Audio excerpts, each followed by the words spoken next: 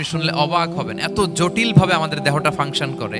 ঠিক যেই মুহূর্তে আমি কথা বলতেছি আমার ব্রেইন সচল, আমার নার্ভ সিস্টেম সচল, হেয়ারিং সিস্টেম, স্মেলিং সিস্টেম, আমার এই যে হার্ট সচল, সিস্টোলিক ডায়াস্টোলিক অলিন্দ নিলয় হচ্ছে, আমার লাং কাজ করতেছে, কিডনি ইজ ওয়ার্কিং পারফেক্টলি, সব কিছু কাজ করতেছে।